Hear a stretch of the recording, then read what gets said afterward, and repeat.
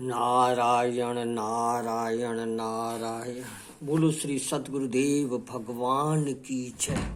भक्त वत्सल भगवान की जय। जय राम जी की। तो देखो नारायण, हम आप लोग भागवत के एकादश स्कंद पे विचार कर रहे हैं कि श्री दत्तात्रेय जी ने राजा यदु को 24 गुरु बताए कि मैंने गुरुओं से क्या क्या सीखा, और 25वां गुरु मनुष्य, ये शरीर भी अपना गुरु है। उस बात पे भी आपस में विचार किया। तो देखो नारायण, मनुष्य शरीर जिस काम के लिए मिला है वह करे।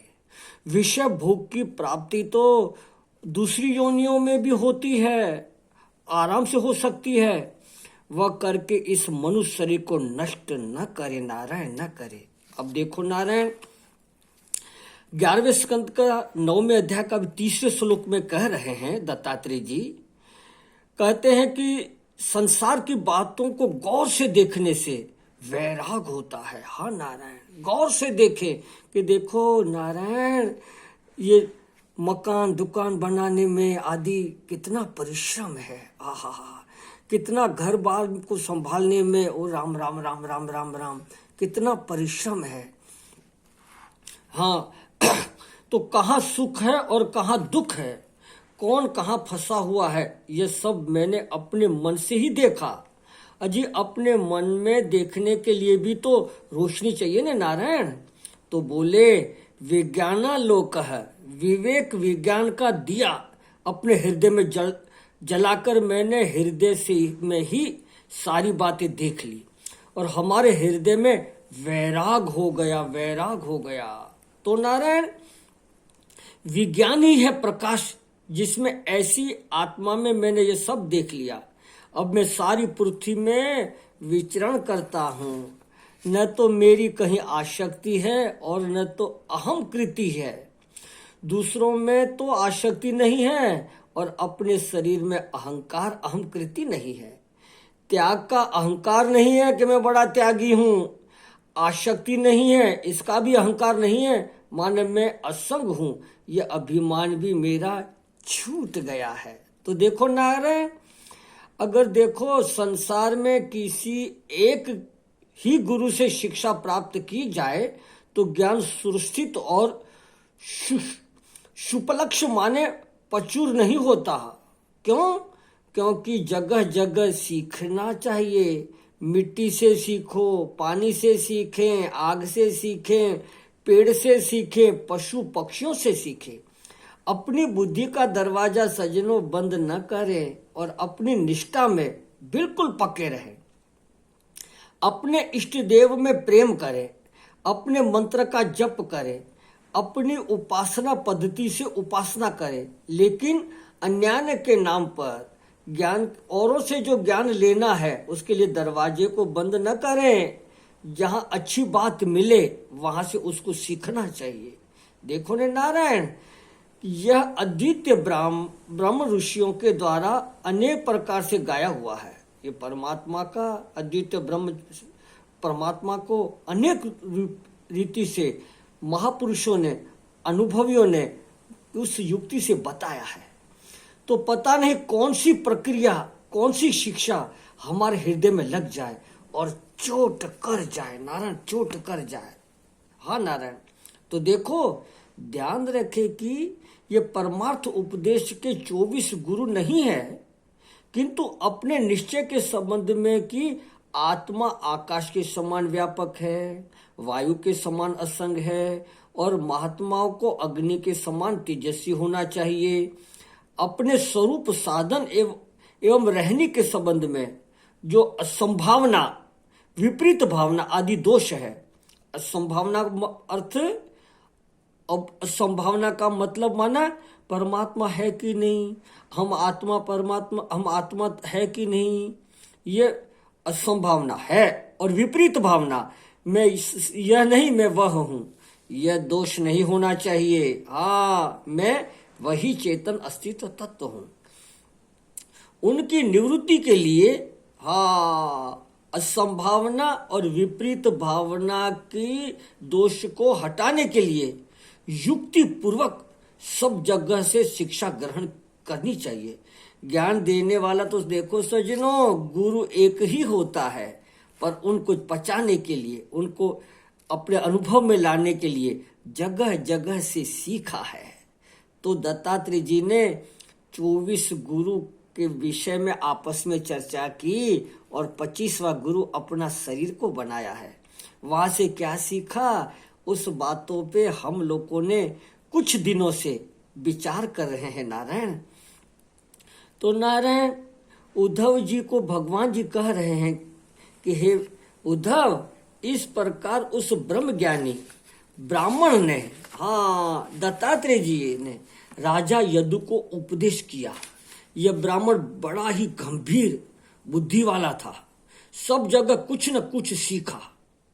जब वह वहां से चलने को तैयार हुआ तो यदु राजा ने उनके चरणों में गिर पड़ करके और बड़ी प्रार्थना की, हे प्रभु आपने तो हमारा जीवन सार्थक कर दिया। उसके बाद आनंद पूर्वक वे अवधूत जी जैसे अज्ञात दिशा में आए थे वैसे अज्ञात दिशा में चले गए।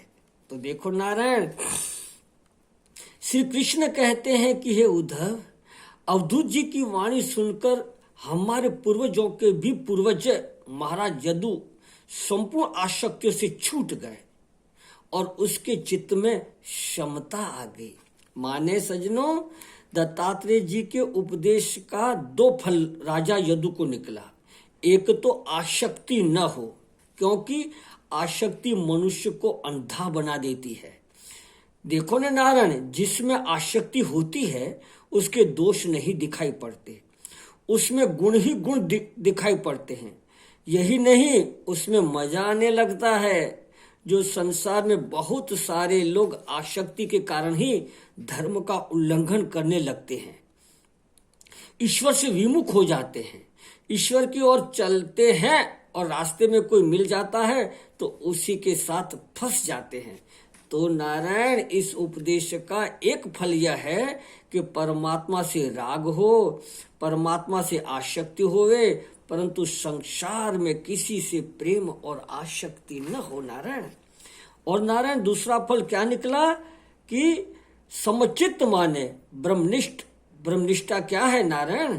जिसके चित्त में एक परमात्मा के सिवाय दूसरी कोई वस्तु है ही नहीं, सर्वत्र परमात्मा ही परमात्मा है। उस अद्वितीय वस्तु का दर्शन ही समचित्ता है।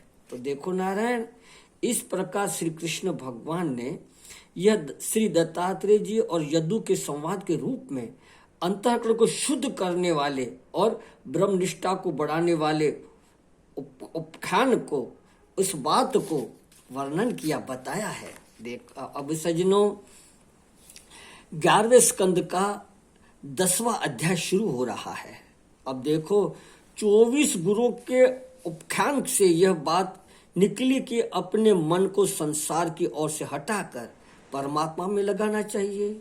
हाँ नारायण, भोग संग्रह कर्म के बारे में और घर द्वार रिश्ते नाते द्वारा आदि के बारे में ज्यादा चिंता न करके चिंता का मुंह भगवान की ओर मोड़ देना चाहिए। देखो सजनों, अब यह निश्चय हो जाने के बाद साधन क्या करना चाहिए, यह प्रश्न उठता है। हमने ये सुना, पर करना क्या चाहिए? हमारे घाट वाले बाबा कहते थे, ये चित्र जो हम घाट वाले बाबा का दिखा रहे हैं, बड़े विरक्त थे और परमात्मा में उनको बड़ी प्रीति थी। तो कह रहे हैं कि मैंने सत्संग कई जगह सुना, पर करना क्या चाहिए ये मेरी बात पकड़ में नहीं आ रही थी। तो एक जगह एक कोई हर की पेड़ी पे कोई संत थे, उनका नाम मैं भूल रहा हूँ, उन वहां सत्संग करते थे कि वहां से मुझे युक्ति मिली कि करना क्या चाहिए। तो साधन एक तो कर्म के रूप में होता है कि क्या करना चाहिए, और एक होता है विचार के रूप में कि विचार कैसा करना चाहिए। यह तो हमारा मन है, यह दोनों के बीच में होता है। माने मनुष्य जैसा विचार करता है सज्जनों, यह अच्छा है तो उसके बारे में संकल्प होता है, और मनुष्य जो करता है उसका अभ्यास से संस्कार पड़ता है। तो मन में जितने संकल्प विकल्प उठते हैं, हाँ सज्जनों, तो उनकी जड़ में विचार होते हैं और उनके सामने कर्म होते हैं। अतः जब मनुष्य कर्म और विचार दोनों शुद्ध करता है तब तो मन शुद्ध होता है, और कर्म को अशुद्ध रखकर केवल विचार को ही शुद्ध करे तो मन शुद्ध नहीं होगा। अथवा कर्म को शुद्ध करे और विचार को शुद्ध रखे तब भी, हाँ, कर्म को शुद्ध करे और विचार को अशुद्ध रखे तब भी सज्जनों मन शुद्ध नहीं होगा। क्योंकि कर्म शुद्ध हो और विचार अशुद्ध हो तो दंभ होगा, दंभ, दिखावा होगा। हाँ नारायण।